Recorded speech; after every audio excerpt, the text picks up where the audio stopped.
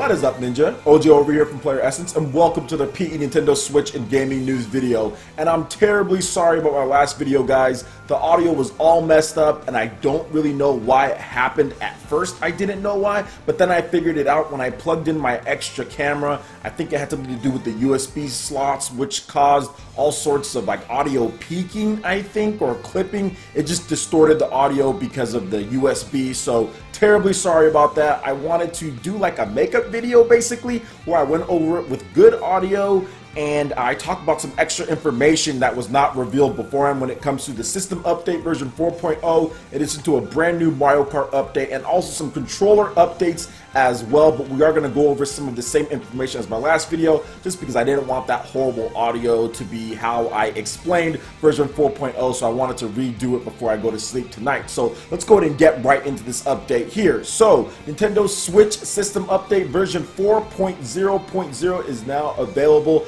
Video capture, profile and save data transferring, and more. So much good stuff in this update. So Switch system software update version 4.0.0 is now available. Nintendo has announced the update adds various new features, including the ability to transfer user profiles and save data between systems, video capture for select titles, and new user icons. Here is the full rundown of changes, plus I do have some added information as well. So added the following system functionality: capture video on select games. To capture video, hold down the capture button during gameplay. Up to maximum of the previous 30 seconds will be saved in the album. You can trim the beginning and end of each clip and post it to Facebook and Twitter.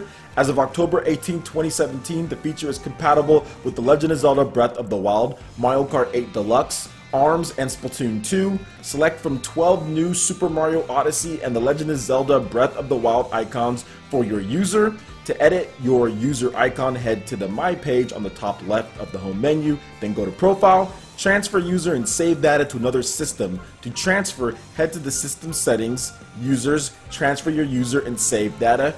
Pre-purchase option on Nintendo Switch eShop. A pre-purchase option will be available for certain games. This option allows preload of the game to your system for quicker play when the game is released. This feature will be supported by future game releases. News channel updates. The news feed has been updated with a new look. Unfollowing a channel will remove that channel's content from the news feed, and following the channel again will make it reappear. Match software version to group of local users. To create a group, head to the software's options, software update, match version with local users. Everyone's software will be updated to match the most recent version in the group. All users must be on system menu 4.0.0 or later to view and join a group. General system stability improvements to enhance the user's experience, including change the specification, which hid wireless networks using TK/IP security from the network search results. Wireless networks using TK/IP security will now display in the search results as a grayed out section instead of not being displayed. So this was an awesome update with a lot of great things, but there's also an update to your controllers, guys. So all you have to do is go to your system menu, then scroll down to the bottom to where you see controllers.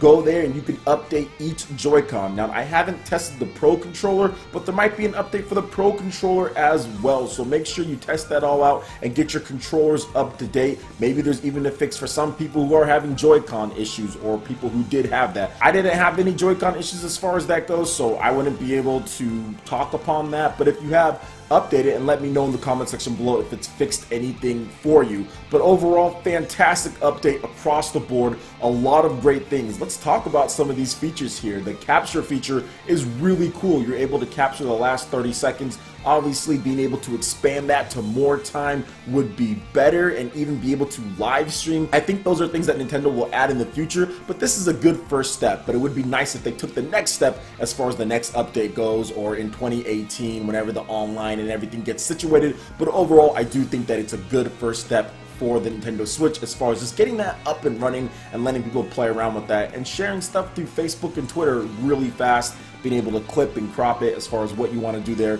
also really cool as well. Another great addition to me, at least, is the news feature, because I spend a lot of time looking through and voting on which articles I like to see, and I love that we get the information direct. Heck, sometimes there's even information that has been revealed to the actual media out there as far as on websites, and it's on that news channel. So getting a nice clean redesign is really awesome, so I'm hyped about that as well. Also, the profile transfer and all that, if you're getting multiple Switch systems, which some people do have, as far as in their living room or in their rooms, or their daughters or their sons, or whatever the case is, fiancés, wives, well, there you go. You can transfer some stuff over and have that. That's something that people were complaining about. So overall, I think this was a very smooth update, a very good one. It made things better across the board. I think things are even a little bit quicker when accessing certain parts of the menu and doing things with the Nintendo Switch, and overall it will definitely get better. There's still some things that they need to work on. Obviously, this is still a work in progress, but like I said, they're going to continue to add updates throughout the year.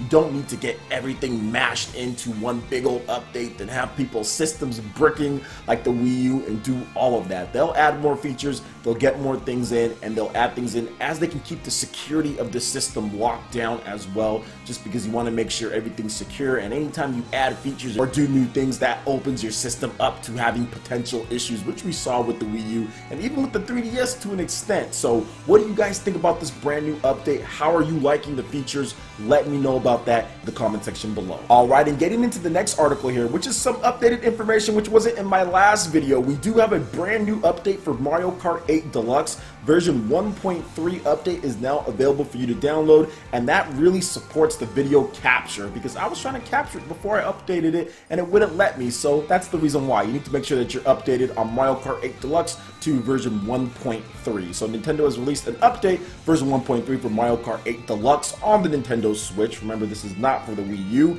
adding support for the Nintendo Switch's new video capture system, amongst other changes. Now here's a full list of things that they've added.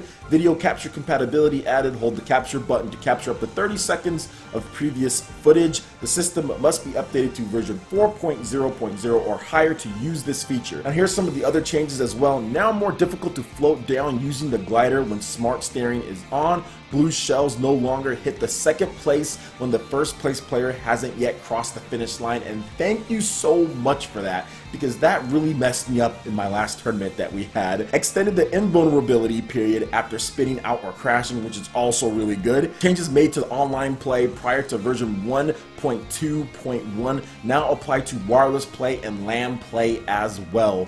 When further back in a race, you will receive better items to help catch up with the other player. No more than one piranha plant will appear at a time. Updating to version 1.3.0 will prevent users from wireless play or LAN play with users on version 1.2.1 or lower. So if you do LAN parties and all that, make sure that you're up to date with everyone on there. Otherwise, you're going to have some issues playing, or you won't be able to play. So that's a really good update to Mario Kart 8 Deluxe as well. I'm loving the game. I think I've put over 100 hours into that game when it comes to the tournaments and everything. It is fantastic. It is such a fun game to play with friends when you have a community, and I think that's the biggest thing that I lacked on the Wii U, is that I didn't have a community of gamers to play with. Even though I was running my channel and website, just things weren't quite as big, and the Switch is kind of coming into its own and people just picking up Mario Kart 8 Deluxe so fast. It's been so awesome to get people together and play. So what do you guys think about this update when it comes to Mario Kart 8 Deluxe? You like the changes? Do you dislike some of them? Let me know in the comment section below. Alright, and moving into the last article here, we're going to discuss once again the Resident Evil Revelations 1 and 2 Nintendo Switch exclusive retro mini games. So the Ghost Ship Panic and Ghouls and Homunculi have been revealed. The Nintendo Switch versions of Resident Evil Revelations and Resident Evil Revelations 2 will each feature an exclusive retro-inspired minigame Capcom has announced. Resident Evil Revelations will feature the minigame Ghost Ship Panic, in which players blast the enemies that appear on screen. Resident Evil Revelations 2 will feature the minigame Ghost and Homunculi, an 8-bit throwback to Ghouls and Ghosts, in which players explore a deadly island as Barry Burton. Both minigames will enable players to earn BP to be used in raid mode. The Nintendo Switch versions of Resident Evil Revelations and Resident Evil Revelations 2 will launch on November 28th in North America and November 30th in Japan, and you can check out more information, links in the description below. And this is so hype, guys. Like I talked about before, this pretty much puts the Switch versions as the best ones in my opinion. You pretty much get all of the content that you got before everything as far as the DLC, all the characters, everything is included in this one for 20 bucks a pop. On top of that, you still have a little bit more free online, and even when it does go paid online, it's still cheaper than what you got on the PS4 and Xbox One. On top of that, you have the portable play, you also have the split screen co-op as well with Joy-Cons, you have HD rumble, you have IR aiming, you have the camera that uses it for reloading, so motion controls as well. This is jam-packed and one of the best values I've ever seen Capcom do. Honestly, this is so good. And on top of that, when you play these retro-themed mini games, you get BP in order to use in the raid mode. So you can stock up on BP through playing these mini games right here, and these are exclusive to the Nintendo Switch. That is such an awesome thing for Capcom to do when they didn't have to. I think a lot of people who were going to buy this game did not know this was coming and didn't expect something like this because this wasn't in the PS4 and Xbox One version, and it wasn't like a hardware type of thing like IR aiming or something like that. This is something that they added exclusively for Nintendo Switch owners, and I just think that it's amazing. I think it's just going to put the extra cherry on top in order for this game to sell really well.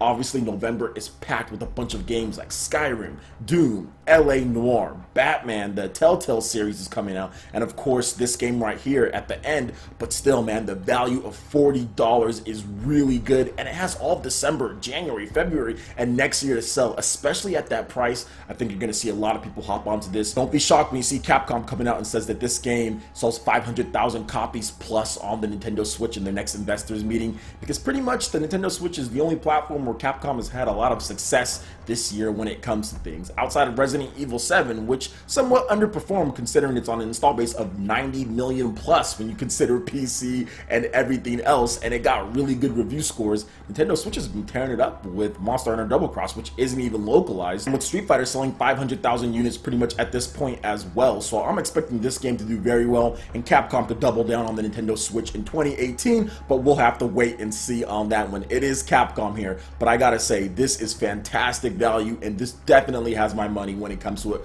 40 bucks for all this content for Resident Evil Revelations 1 and 2, plus the mini games and everything that's been released with enhanced controls, 60 frames per second. You've got to sign me up for this. I'm definitely getting it. So what do you guys think about this as far as Resident Evil Revelations 1 and 2, the mini games and everything else that we talked about? Let me know in the comment section below. Alright, Ninja, that wraps it up for this video here. Go ahead and check out the links in the description below. We've got Facebook, we've got Twitter. Go ahead and give us a like and a follow on our social media. Really helps us spread the content of PlayerEssence across the interwebs in addition to YouTube. Also, make sure you check out our Patreon page. Pledge any tier, be entered into win some awesome prizes each month. In addition to that, we have Discord voice chat and we have prize eShop tournaments. Also, make sure you check out our brand new YouTube live gaming page with live streams and consider sponsoring PlayerEssence. When you do so, it works very much like Twitch, to where you can earn custom emotes themed to this channel, and it also gets you into my friends list in order to participate in tournaments. So check out the link in the description below and consider sponsoring PlayerEssence right here on YouTube Gaming Live. Also, make sure you hit that like button if you did like this video. Lets me know you guys want more content like this going forward in the future, and subscribe to PlayerEssence for the latest RPG, Japanese, and Nintendo gaming news. Thank you so much for watching, and we'll catch you, Ninja, for the next video. Peace.